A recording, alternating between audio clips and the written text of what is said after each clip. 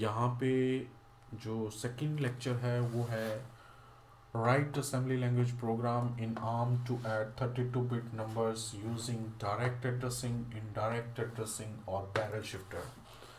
तो दोस्तों, सबसे पहले आपको पता होना चाहिए डायरेक्ट एड्रेसिंग, इनडायरेक्ट एड्रेसिंग और बैरल शिफ्टर क्या है। तो डायरेक्ट एड्रेसिंग है जब आप कोई भी नंबर हैं, ए बी सी डी जो भी है, उन नंबर्स को इमीडिएटली किसी रजिस्टर में आप ट्रांसफ़र करते हो और उनका एडिशन परफॉर्म करते हो, तो उसको आप डायरेक्ट एड्रेसिंग मोड बोलते हैं। इनडायरेक्ट एड्रेसिंग मोड क्या होता है? जब आप उन नंबर्स को, जो भी नंबर्स होंगे ए बी सी डी, उनको किसी मेमोरी लोकेशन पे आप स्टोर करते हो और उस मेमोरी लोकेशन से एक्सेस करके उनका एडिशन परफॉर्म करते हो, उसको आप इनडायरेक्ट एड्रेसिंग मोड बोलते हैं। बैरल शिफ्टर क्या है? बैरल शिफ्टर में जो हमारा आर्किटेक्चर है, एक ऑपरेंड होगा वो डायरेक्टली एएलयू के साथ कनेक्टेड होगा और दूसरा ऑपरेंड बैरल शिफ्टर के थ्रू एएलयू के साथ कनेक्टेड होगा। तो जब भी आप एडिशन परफॉर्म करेंगे, बैरल शिफ्टर उसको लेफ्ट शिफ्ट, राइट शिफ्ट, जो भी ऑपरेशन करेगा, परफॉर्म करेगा, वो एएलयू में सेकंड ऑपरेंड जाएगा और फिर एडिशन परफॉर्म हो गई। तो दोस्तों, फर्स्ट पार्ट को हम डिस्कस करते हैं। सिंपली हमने R1 रजिस्टर फर्स्ट ऑपरेंड लिया है, इसमें इमीडिएट वैल्यू हमने प्लेस कर दी है। ये R2 रजिस्टर हमने लिया है जिसमें इमीडिएट वैल्यू हमने प्लेस कर दी है, ये वाली। ऐड ऑपरेशन हमने किया है जहाँ पे R0 आपका डेस्टिनेशन रजिस्टर है, R1 और R2 ये दो ऑपरेंड हैं। ये दोनों ऑपरेंड आप इन दोनों को एडिशन परफॉर्म करोगे और ये रिजल्ट जो होगा वो R0 में स्टोर होगा। सिंपल ऑपरेशन है डायरेक्ट एड्रेसिंग का। इमीडिएट आपने वैल्यू लेनी है। इमीडिएट के लिए आप मूव इंस्ट्रक्शन यूज़ करते हो और एडिशन के लिए सिंपल ऐड इंस्ट्रक्शन यूज़ करते हो। बाकी ये जनरल फॉर्मेट है, इस तरह से हम इसको रिप्रेजेंट करते हैं। इनडायरेक्ट एड्रेसिंग, जैसा कि मैंने बताया कि जो ये नंबर्स हैं, ये नंबर्स आप स्टोर करोगे मेमोरी लोकेशन में। सबसे पहले R1 रजिस्टर को किसी एक जो मेमोरी लोकेशन है उससे इनिशियलाइज करो, तो इमीडिएट आप वैल्यू ट्रांसफ़र करोगे R1 में। R2 में जो दूसरी मेमोरी लोकेशन आप ले रहे हो, इमीडिएट वैल्यूज़ की ट्रांसफ़र करोगे R2 में। जब भी आप ब्रैकेट रिप्रेजेंट करते हो उसको हम बोलते हैं एड्रेस। तो जब भी आपने सिंटैक्स लिखोगे, ब्रैकेट में आपने किसी रजिस्टर को लिखा, उसका मतलब क्या है? वो रजिस्टर के अंदर जो वैल्यू है वो रिप्रेजेंट करती है एड्रेस को। तो उस एड्रेस पे जो भी वैल्यू होगी वो R3 में प्लेस होगी। हमने 500 एड्रेस पे 74 प्लेस किया है, तो 74 आपका R3 में मूव कर जाएगा। R2 रजिस्टर किसको पॉइंट कर रहा है? 504 पे हमने 12 लिया है, तो 12 वैल्यू आपकी R4 में प्लेस हो जाएगी। और जब आप एडिशन परफॉर्म करोगे तो R3 और R4 दोनों आपके एडिशन परफॉर्म होके किस पे जाएंगे? R4 रजिस्टर में जाएंगे। तो सिंपल ऑपरेशन है, जस्ट हमने ये दो एड्रेस लिए, इनको पहले रजिस्टर में प्लेस किया और ब्रैकेट रिप्रेजेंट कर रहा है इन एड्रेस को। डायरेक्टली वैल्यू जो भी है वो इनपुट हो जाएगी रजिस्टर्स में LDR इंस्ट्रक्शन के थ्रू। तो जब भी हमने इनपुट लेनी है तो हम LDR इंस्ट्रक्शन को यूज़ करते हैं, और जब भी हमने डाटा को ट्रांसफ़र करना है तो हम मूव इंस्ट्रक्शन को यूज़ करते हैं। तो मूव, LDR और एडिशन के लिए हम ऐड इंस्ट्रक्शन यूज़ कर रहे हैं। तो ये इनडायरेक्ट एड्रेसिंग मोड का सेकंड प्रोग्राम हमने कंप्लीट किया। अब आ जाओ लास्ट, बैरल शिफ्टर।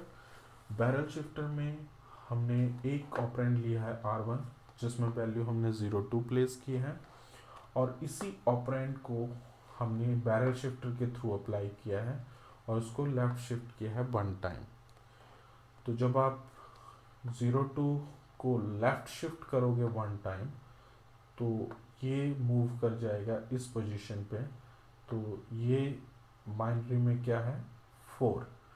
तो 02 आपका इनिशियल R1 रजिस्टर में था, और 04 आपका बैरल शिफ्टर के थ्रू सेकेंड ऑपरेंड जनरेट होगा। तो ये 4 और 2 जब ऐड होंगे तो रिजल्ट आएगा हमारा 6। तो ALU आपकी इस तरह से ऑपरेंड 102 डायरेक्टली ALU में आएगा, बैरल शिफ्टर के थ्रू ऑपरेंड 2 जो है कन्वर्ट होके 04 बन जाएगा। इन दोनों की ALU ऑपरेशन एडिशन परफॉर्म करेगी, रिजल्ट हमारा 06 आएगा। तो दोस्तों ये तो थ्योरेटिकली कॉन्सेप्ट था किस तरह से परफॉर्म होता है। अब प्रैक्टिकली हम इसको करके देखेंगे। तो उसके लिए हम एम्बेडेड सिस्टम का कील सॉफ्टवेयर यूज़ कर रहे हैं वर्जन 4।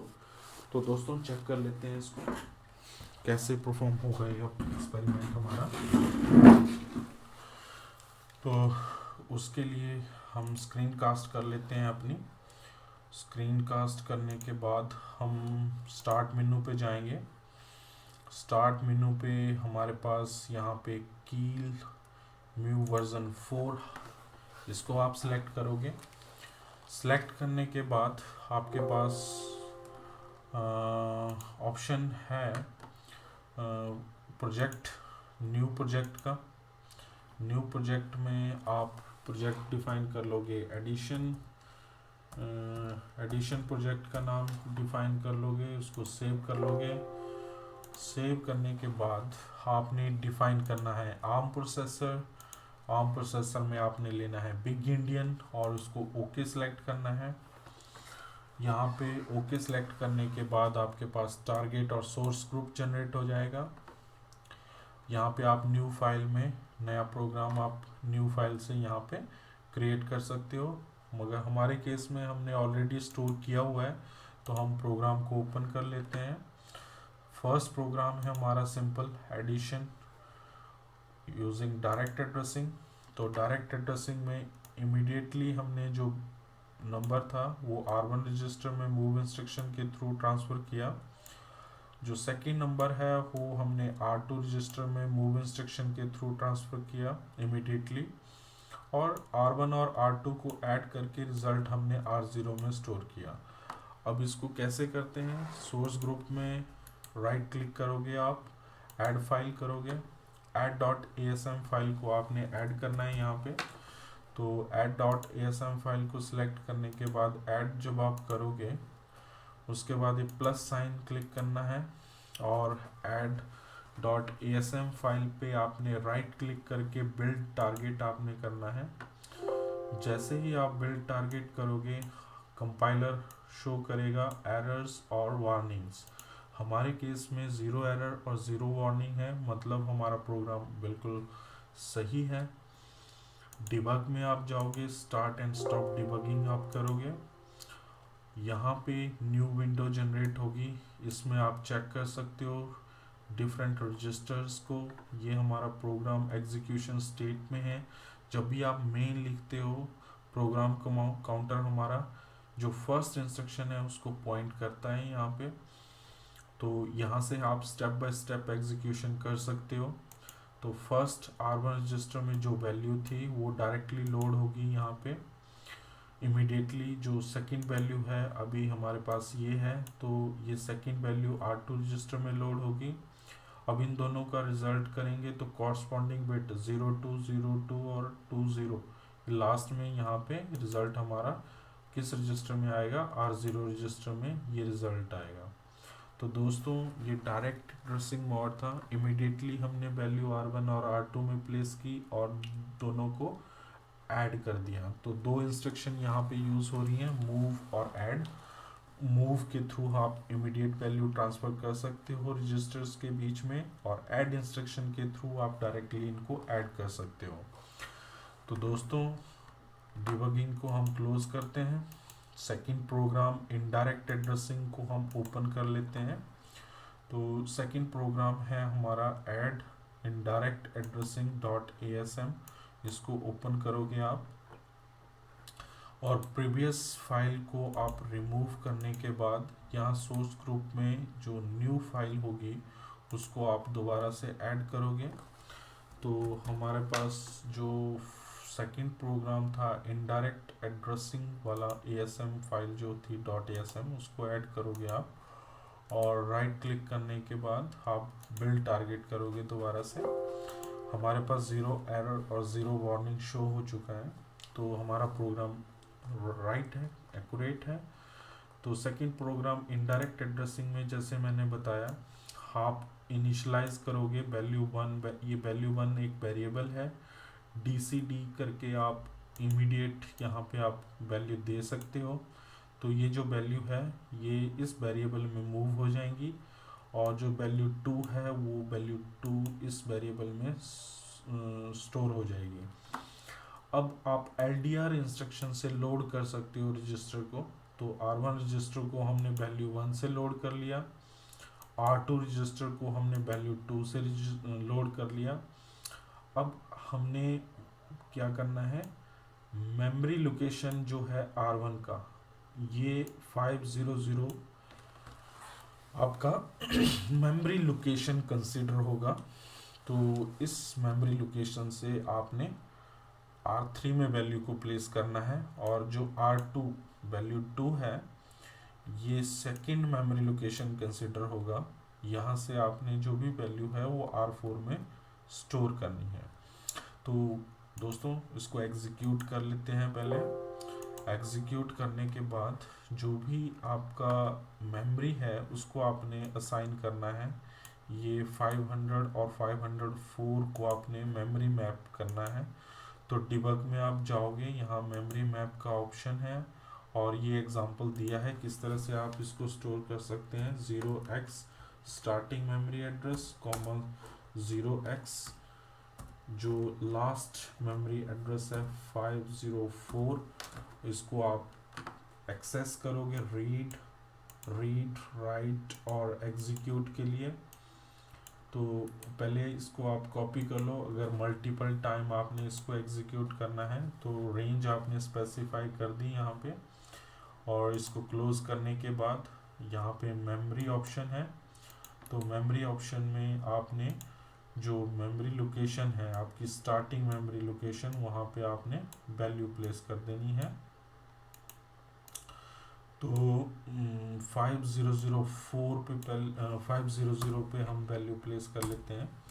तो यहाँ पे हमने इनिशियल केस में वैल्यू दी है 74, तो 74 हम इसको वैल्यू प्लेस कर लेते हैं यहाँ पे। और 504 पे हमने वैल्यू दी हुई है 12, तो 504 पे हम वैल्यू प्लेस कर लेते हैं 12।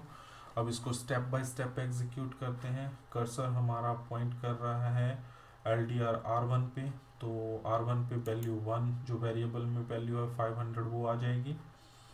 अब कर्सर पॉइंट कर रहा है R2 पे, तो 504 यहाँ पे आनी चाहिए R2 में, तो ये 504 आ गई।